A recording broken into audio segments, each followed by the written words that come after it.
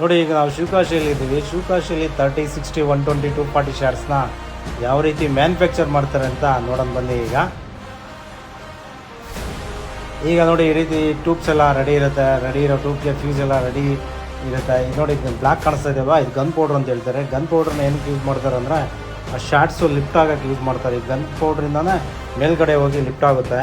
ಅದಾದಮೇಲೆ ಈ gun powder ಆಗಿದ್ದಾದಮೇಲೆ ಈಗ ನೆಕ್ಸ್ಟ್ ಸ್ಟೆಪ್ಗೆ ಹೋಗುತ್ತೆ. ನೋಡಿ ಇಲ್ಲಿ ಕಾಣಿಸ್ತಾ ಇದೆಯಲ್ವಾ, ಈ ಟ್ಯೂಬು ಒಂದೊಂದು ರೀತಿ ಕಲರ್ ಇರುತ್ತೆ. ಗ್ರೀನು, ರೆಡ್ಡು, ಎಲ್ಲೋ ಈ ರೀತಿ ಕಲರ್ಸ್ ಇರುತ್ತೆ. ಒಂದೊಂದು ಫಿಲ್ ಮಾಡ್ತಾ ಇರ್ತಾರೆ. ಒಂದೊಂದು ಟ್ಯೂಬು ಒಂದೊಂದು ಕಲರ್ ಫಿಲ್ ಮಾಡ್ತಾ ಇರ್ತಾರೆ.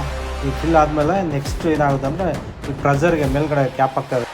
ನೋಡಿ ಈಗ ರೆಡಿ ಆಗಿರೋದನ್ನು ಇದನ್ನೇ ಚೆಕ್ ಮಾಡೋಣ ಅಂತ ಈಗ ಹೊರಟಿದ್ದೀವಿ. ಈಗ ನೀವು ನೋಡ್ಬೋದು ಸೇಮ್ ಪೀಸನ್ನು ತಗೊಂಡು ಈಗ ಯಾವ ರೀತಿ ಹೈಟ್ ಹೋಗುತ್ತೆ, ಯಾವ ರೀತಿ ಲಿಫ್ಟ್ ಆಗುತ್ತೆ, ಬಟ್ ಯಾವ ರೀತಿ ಸೌಂಡ್ ಬರುತ್ತೆ ಅನ್ನೋದನ್ನು ಚೆಕ್ ಮಾಡೋಣ ಬನ್ನಿ. ಈಗ ನೋಡಿ ಯಾವ ರೀತಿ ಲಿಫ್ಟ್ ಆಗುತ್ತೆ ಅಂತ ನೋಡಿ ಹೈಟ್ ಹೋಯ್ತು. ಹೈಟು ಕಲರ್ ನೋಡೋಕ್ಕಾಗಲ್ಲ, ಬಟ್ ಎಷ್ಟು ಹೈಟ್ ಹೋಗ್ತಾ ಇದೆ, ಸೌಂಡ್ ಎಫೆಕ್ಟ್ ಏನಿದೆ ಅಂತ ಚೆಕ್ ಮಾಡ್ಬೋದು.